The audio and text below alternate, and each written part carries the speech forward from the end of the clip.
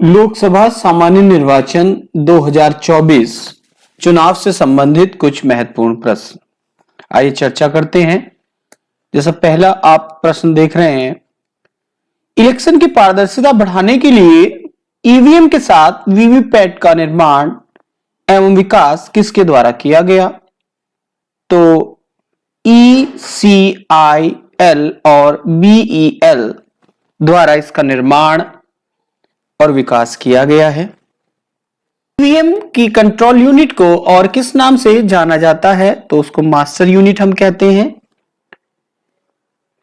EVM की जो CU मुख्य रूप से किस काम आती है? तो वोट के रिकॉर्ड को स्टोर करने के लिए सीयू का प्रयोग किया जाता है, जिसको हम कंट्रोल यूनिट कहते हैं। सीयू के सामने वाले भाग में कितने सेक्शन होते हैं? तो इसमें 5 सेक्शन होते हैं। सामने वाले भाग में 5 सेक्शन होते हैं। सीयू के सामने वाले भाग के सभी सेक्शनों के नाम क्या क्या हैं? Display section, battery section, battery pack section, candidate section, result section, ballot section. EVM में वीवीपैट किस काम आता है? वीवीपैट के द्वारा एक वोटर देख सकता है कि उसने किसको वोट दिया है। ईवीएम के वीवीपैट में कितने कंपार्टमेंट होते हैं? तो 4 कंपार्टमेंट होते हैं। Paper roll compartment, voter slip drop box compartment, battery compartment, connector compartment. EVM के द्वारा अधिकतम कितने कैंडिडेट का इलेक्शन कराया जा सकता है? तो 384 कैंडिडेट का इलेक्शन कराया जा सकता है, उसमें आपस में बीयू जोड़ जोड़ के। नेक्स्ट हम देख रहे हैं, सीयू में बैटरी और कैंडिडेट सेक्शन को क्यों अलग किया गया है? तो इसको अलग करने का मुख्य कारण है जिससे सीयू की बैटरी लो होने की कंडीशन में सीयू को चेंज करने की आवश्यकता नहीं होती, यानी कि पहले चेंज किया जाते, अब चेंज करने की आवश्यकता नहीं होती है। बैटरी चेंज करने के बाद उसी सीयू को काम में लाया जा सकता है। ईवीएम की कमीशनिंग कब होती है? इलेक्शन लड़ने वाले कैंडिडेट फाइनल होने के बाद तथा डिस्ट्रिक्ट को बैलेट प्राप्त होने के बाद ईवीएम की कमीशनिंग की जाती है। ईवीएम की कमीशनिंग में क्या होता है? कैंडिडेट या उसके इलेक्शन एजेंट की उपस्थिति में बेल ECIL के इंजीनियर्स के द्वारा सीयू में कैंडिडेट लोड करके कैंडिडेट सेक्शन सील किया जाता है।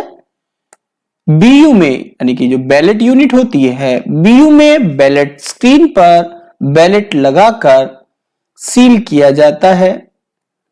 वीवीपैट में सिंबल लोड करके पेपर रोल कंपार्टमेंट सील किया जाता है, यानी कि ये तीनों कार्य किए जाते हैं कमीशनिंग में। मॉक पोल क्यों किया जाता है? बहुत ही अच्छा क्वेश्चन है। पोलिंग एजेंट को इलेक्शन में यूज हो रही ईवीएम की प्रामाणिकता और प्रक्रिया दिखाने हेतु मॉक पोल किया जाता है। मॉक पोल कम से कम कितने वोट का होना चाहिए? तो मॉक पोल कम से कम 50 वोट का होना चाहिए। नोटा सहित सभी कैंडिडेट को कम से कम 1 वोट जरूर दिया जाना चाहिए। एक्चुअल पोलिंग प्रारंभ होने के नियत समय से कितने समय पहले मॉक पोल प्रारंभ करना है? कितने समय प्रारंभ करना है? 90 मिनट पहले प्रारंभ करना है। मॉक पोल में किसी भी एजेंट के उपस्थित न होने की दशा में अधिकतम समय कितने समय प्रतीक्षा की जाएगी? तो कितने समय प्रतीक्षा की जाएगी? 15 मिनट प्रतीक्षा की जाएगी। मॉक पोल में क्या क्या सील करते हैं? सीयू का रिजल्ट सेक्शन, वीवीपैट का voter slip drop box compartment, यानी कि ये दोनों चीज हम सील कर देते हैं। सीआरसी की फुल फॉर्म क्या है? Close result clear. Polling agent को वोट दिखाने हेतु कौन सा बटन प्रेस करते हैं या क्वेश्चन को हम ऐसे भी समझ लेते हैं कि यदि हमें यह देखना हो कि कितने वोट पड़ चुके हैं या कंट्रोल यूनिट में कितने वोट अभी तक स्टोर हुए हैं, तो उसके लिए हमें कौन सा बटन दबाना पड़ता है? टोटल का बटन हमें दबाना पड़ता है। सीयू को सील करने हेतु अब एबीसीडी सील के स्थान पर कौन सी सील यूज की जाती है? तो अब एबी सील यूज की जाती है। प्रारूप 17 के, जिसको हम मतदाता रजिस्टर कहते हैं, उसका प्रभारी कौन होता है? तो द्वितीय मतदान अधिकारी उसका प्रभारी होता है। द्वितीय मतदान अधिकारी तृतीय मतदान अधिकारी के लिए क्या जारी करता है? तो मतदाता स्लिप जारी करता है। तृतीय मतदान अधिकारी किसका प्रभारी होता है? कंट्रोल यूनिट का प्रभारी होता है। मतदाता के किस हाथ की उंगली पर अमिट स्याही का चिन्ह लगाया जाता है? बाएं हाथ की तर्जनी उंगली के नाखून के मूल से ऊपर की ओर।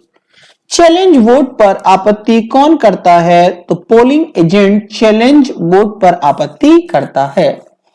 दृष्टिहीन और असक्त मतदाता के सहायक के किस हाथ की उंगली पर अमिट स्याही का चिन्ह लगाया जाता है? दाएं हाथ की तर्जनी उंगली के नाखून के मूल से ऊपर की ओर।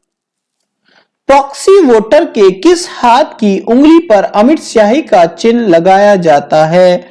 बाएं हाथ की मध्यमा उंगली के नाखून के मूल के से ऊपर की ओर।